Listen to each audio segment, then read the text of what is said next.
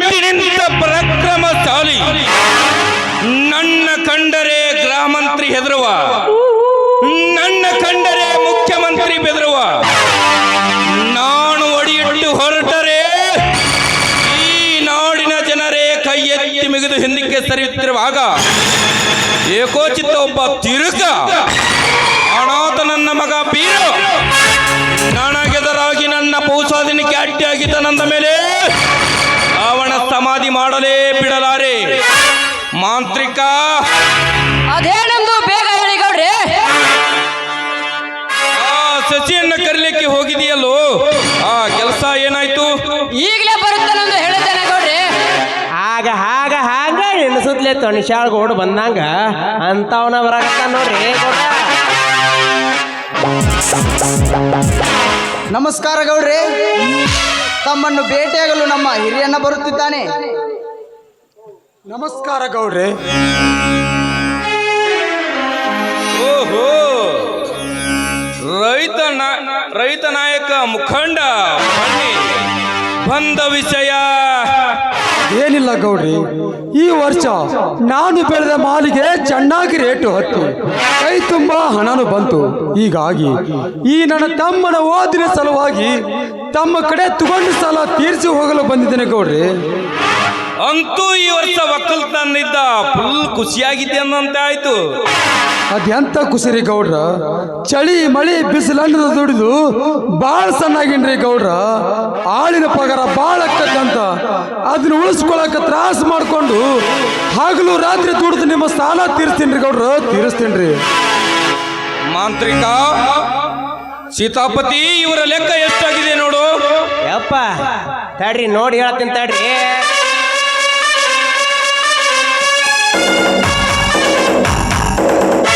ಕಲ್ಲನ್ನ ಮಲ್ಲನ್ನ ಇಲ್ಲಿ ಐತಿ ಧರ್ಮಣ್ಣ. ಯಪ್ಪ ಗೌಡ್ರ, ಧರ್ಮಣ್ಣಗ ಕೊಟ್ಟಿದ್ದು ನಾವು ಗಂಟ 2 ಲಕ್ಷ ರೀ. ಅದ್ರ ಬಡ್ಡಿ 1 ವರ್ಷದ 48,000 ಆಗೈತ್ರಿ. ಅಪ್ಪ ಆಯ್ತ್ರಿ ಗೌಡ್ರ, ಚುಕ್ತ ಮಾಡ್ಕೊಂಡ್ ಬಿಡ್ರಿ, ತೆಗೆದುಕೊಳ್ಳಿ ಹಣ. ಕಾಳ ಕಡಿ ಮಾರಿ ತಗೊಂಡ್ರು ಲೋಟ್ ಏನು ಕಟಿ ಕಟಿ ಕಟಿ ಅಂತಾವ್ರಿ. 500 ಕಟ್ಟಣ. ಆದ್ರ ರೊಕ್ಕದ ವಿಶ್ವಾಸ ಯಾರ ಮೇಲೆ ಯಾರಿಗೂ ಇಲ್ಲ. ಆದ್ರೂ ಧರ್ಮಣ್ಣ ನಾ ಏನು ಎಣಸಲ್ಲ, ಆದ್ರೂ ನಿನ್ನ ಮ್ಯಾಗ ವಿಶ್ವಾಸ ಐತೋ ತಮ್ಮ.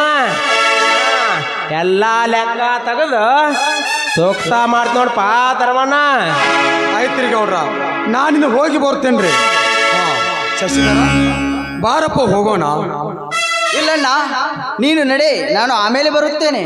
ದೊಡ್ಡವರ ಮನೆಯಾಗ ನಮ್ಮಂತವ್ರು ಬಾಳ್ ಹೊತ್ತು ನಿಲ್ಲಬಾರ್ದು, ಬಾರು ಹೋಗೋಣ.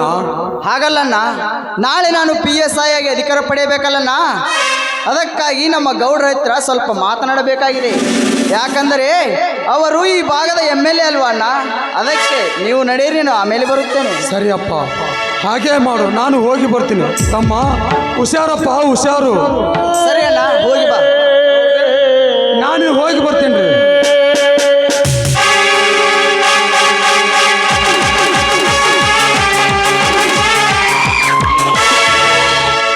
ಆತನನ್ನು ಏನಾದರೂ ಕೇಳ್ತಾನಂತ ಕರೆದುಕೊಂಡು ಬಂದರೆ ಆತನ್ನು ಏನು ಹೇಳದೆ ಕೇಳದೆ ಹಾಗೆ ಕಳಿಸಿ ಬಿಟ್ಟಿರಲ್ಲೋ. ಬರುವುದು ಬಂದಾನ, ನಮ್ಮ ಭೂಮಿ ವಿಷಯ ಹೇಳ್ತಾನ, ನಿನ್ ಲಗ್ನ ಸಮಾಚಾರ ಕೇಳ್ತಾನಂತ ಮಾಡಿದ್ರೆ ಇದೇನಾತೋ ನಿನ್ನ ಕೆಲಸ. ಆಚಾರ ವಿಚಾರ ಮಧ್ಯದೊಳ ತಮ್ಮ ಏನಾರ ಸದಾಚಾರ ಮಾಡ್ಕೊಂಡಿದ್ರ ಅದು ಏನಂತೇಳಿ ಪಟ ಹೇಳ್ಬಿಡು ತಮ್ಮ. ಇಲ್ಲ ಅಂದ್ರೆ ಆ ಬೀರನ ಕರೆಸಿ ನಿನ್ನ ಕೆರವಿಲೆ ಹೊಡೆದು ನನ್ನ ತಂಗಿ ಲಕ್ಷ್ಮಿಯ ಮದುವೆಯಾಗಿ ಬಿಡು, ಎಲ್ಲ ಕೆಲಸ ಒಚ್ಚಾಗುತ್ತದೆ. ಇದರ ಬಗ್ಗೆ ನಾವಿಬ್ಬರು ಸೇರಿ ಹೇಳಿದ್ದಾಗಿದೆ ಗೌಡ್ರೆ. ಇವತ್ತೇ ಆ ಸ್ಕೆಚ್ ಕೊನೆಗೊಳ್ಳುತ್ತದೆ. ಅದು ಇವತ್ತೇ ಕೊನೆಯಾಗುತ್ತಿದ್ದರೆ ಅವನ ತಾರೀಕು ನಾವೇ ಕೊಡೆದು ಮಾಡ್ತೇವೆ. ಸೋಮನಿಂದರ್ಲಿ ಬೇಬಾರಸಿ ಹಳೆ ಬೇಬಾರಸಿ. ಈ ಶಶಿ ಮ್ಯಾಗ ನಮಗ್ ಬಾಳ ವಿಶ್ವಾಸ ಐತೋ ತಮ್ಮ. ಆ ಶಶಿಯಪ್ಪ ನಮ್ಮ ಲಕ್ಷ್ಮಣ ನೀ ಲಗ್ನ ಮಾಡ್ಕೊಳಕ್ ನಿಮ್ಮ ಅಣ್ಣನ ಒಪ್ಪಿಗೆ ಐತಿಲ್ಲಪ್ಪ. ಅವರ ಒಪ್ಪಿಗೆ ತೆಗೆದುಕೊಂಡೇ ನಾನು ಬಂದಿನಿ. ನೀವು ನಿಮ್ಮ ಲಕ್ಷ್ಮಿಯನ್ನು ಕರೆದು ಕೇಳಿ ಏನಂತಾಳೆ ನೋಡೋಣ. ಸಪಾಸ್, ಈಗಲೇ ಕೇಳುತ್ತೇನೆ. ತಂಗಿ ಲಕ್ಷ್ಮಿ, ಲಕ್ಷ್ಮಿ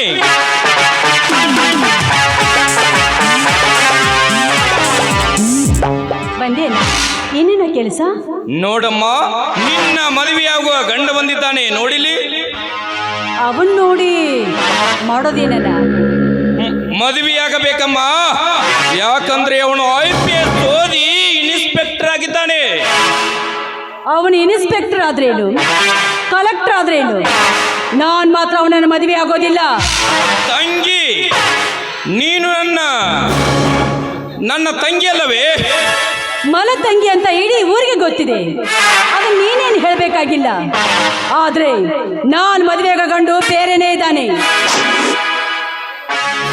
ನನಗೆ ಗೊತ್ತಿಲ್ಲದೆ ನಿನ್ನ ಕೈ ಹಿಡಿಯುವ ಅವನ ಯಾವ ತಿರುಕ, ನನಗದರ ಒಪ್ಪಿಗೆ ಇಲ್ಲ. ನೀನು ಇವನನ್ನೇ ಮದುವೆಯಾಗಬೇಕು. ಅದು ಮಾತ್ರ ಈ ಜನ್ಮದಲ್ಲಿ ಸಾಧ್ಯವೇ ಇಲ್ಲ. ಲಕೋ ಲಕೋ ಏ ತಂಗಿ, ನನ್ನ ಮಾತಾಳಾಗಿ ಹೋಗಲಿವ, ನಿಮ್ಮ ಅಣ್ಣನ ಮಾತಾಡಿ ಕೇಳ ತಂಗಿ. ಛೇ, ನನಗೆ ತಿಳಿಯದೆ ನನ್ನ ತಂಗಿಯ ತಲೆ ಕೆಡಿಸಿದ ಅವನಿರಬಹುದು ತಿರುಕ.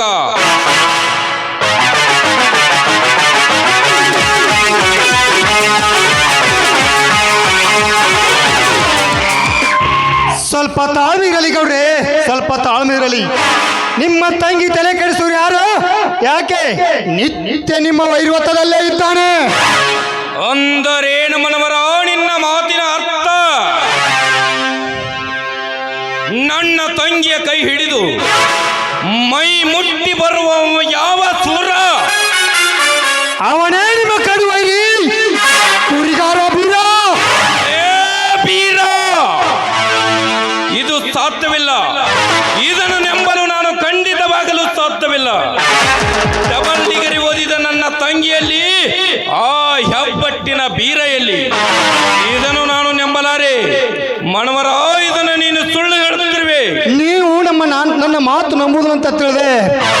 ಅವರ ಅಪ್ಪು ನಿಂತಾಗ ಅವರ ಭಾವಚಿತ್ರವನ್ನೇ ತೆಗೆದುಕೊಂಡು ಬಂದಿದ್ದೇನೆ. ಬೇಕಾದ್ರೆ ನೀವೇ ನೋಡಿ.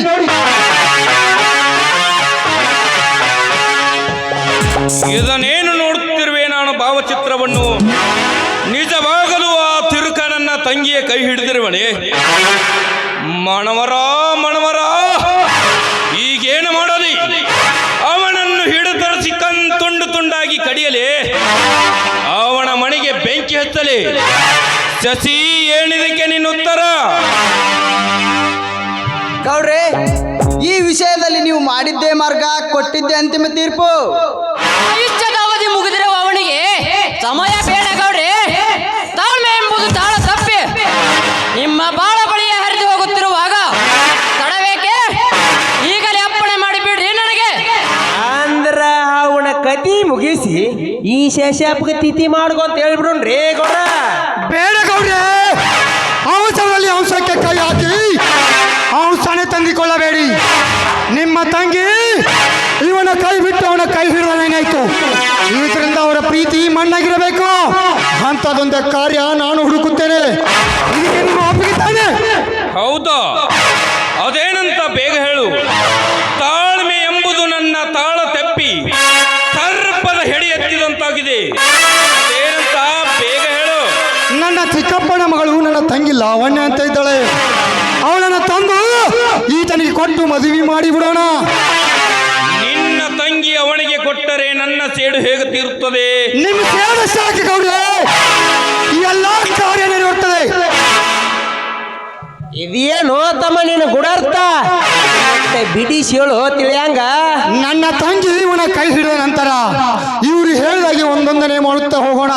ಈಗ ಗೌಡ್ರ ಕೆಲಸ ಗೌಡ್ರು ಮಾಡಲಿ, ಈ ಶಶಿಧರ ಮದುವೆ ಕೆಲಸ ನಾವು ಮಾಡೋಣ. ಅಲ್ವೇನ್ರಿ ಸೀತಾಪತಿಯವ್ರೆ?